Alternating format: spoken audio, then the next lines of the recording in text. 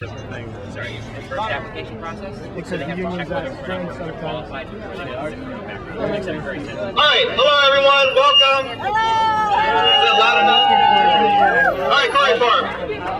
Okay, so first of all, thank you everyone for coming out here. My name is Aaron. I'm with the Boston Workers Alliance. I want to invite Mr. Washington from ex-prisoners and prisoners organizing for community advancement, EPICA, to come address us. But this is just very breaking news even for our advocates. They did report a bill out this morning. It just came out, which is something that is pretty huge for us. We've been waiting, years for this. So, the bill includes reducing the ceiling periods of 5 and 10 years, and it also includes our ban the box proposal. This sounds really bad. So, yeah, exactly. We didn't think this was going to come out with the ban the box piece. That's huge. All right, so Donald, take it away. Really, this is horrible. Maybe you can stand behind it. Yes, no? Yeah. Okay, that's better.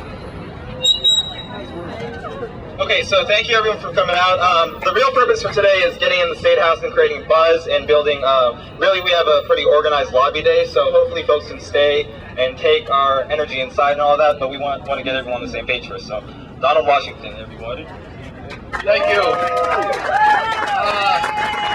Well, I'm kind of taken. I just want to thank everybody for their support. This has been a long time in the making, and we're not done yet. The bill is not passed, and we need to do everything that we can to keep our state reps and state senators. We need to get their ear and let them know that we don't really want to settle for just any type of fluff over bill that they might want to, come out with. So please, let's be diligent in our efforts. Let's stay diligent, and hey, together we can. Okay? All right. Well, Steve has his daughter, and I don't know. I'm lost for words, Steve. I'm really lost for words. I just know that it's been a lot of hard work. See, the one thing I've learned about this process is that it's not an overnight process. I know that we at EPICA have been working on this for like 4 years. I know that Neighbor to Neighbor and different other allies that we've been working with have been doing this for a long time. And we just hope that the fruit of all this labor will, it will begin to bear fruit. So I don't know what else to say other than thank you for your support, you know what I mean? And let's keep going forward. Thank you very much.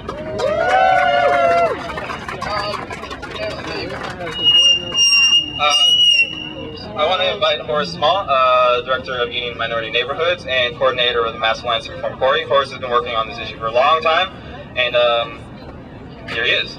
Hey everybody, how y'all doing? This is something, you do recognize how significant this is today, of this bill coming out, being reported out. You do know how significant this is. For 3.5 long years, I've had to look at Steve O'Neill with his buzz cut. I've had to look at Aaron Johnson. We all had to tolerate and deal with each other, and people who aren't even here anymore, like Brandon Keating and others, okay, who have fought, Joel Petlarch and others who have fought really hard to get to this moment. We have a special moment in time, folks, to allow, if this legislature does what it's supposed to do, imagine what this is going to be like for millions of people, for hundreds of thousands of people in this state, that they no longer have to answer the question on the job application, do you have a criminal record? Imagine what that's going to be like for folks, that they'll be able to have their opportunity to relive, to go on with their lives instead of continuing to have to live in the past. You have no idea how important today is. First off, you got to commend the people who got us to this place in time. It's a lot of folks, but at the end of the day, EPICA and BWA need to take a bow, and we should be incredibly grateful for all that they've done, for what they've done on this legislation. Just remember, after this is over, we still got to address the issue of reentry, because the people still come out of jail, they still can't get a job, they still can't get the place to live, okay, and they still have no AA or NA meeting to go to, and they end up back in jail. So even if this gets done in this session, we still got a lot more to do. So just please Stick with the program, stick with Abiga, stick with BWA, stick with whoever you have to stick with, okay? And let's go back and finish the job, because this is a really shining moment for all of us. You have much to be proud of. Brothers and sisters, I wish you peace and love, and kick some ass when you go in there today. Peace. Somebody needs to get this damn microphone. All right, I'd like to invite Felix Arroyo Jr. with the SCIU 615, one of our great ally unions. Let's give him a round. First, I want to thank everybody for coming out today in the middle of the week, in the middle of the day. It's really a good view to be here. I'm just going to make a quick shout out to a former boss of mine, Councilor Chuck Turner, who I just saw. And I want to say, don't take lightly that you got a bill out of committee. That's actually not the easiest thing to do. 4 years at SCIU, and it took me about 4 years to get one bill out of one committee. So I want you to know it's a very difficult thing to do, and you all deserve an applause for the work you're doing. I want to say why we're here representing labor. You know, this really is a worker issue. I mean, at the end of the day, you know, someone said if we put all our dirty laundry in the middle of the room, we'd have a room that smelled real bad. I actually heard that the other day. At the end of the day, people make mistakes.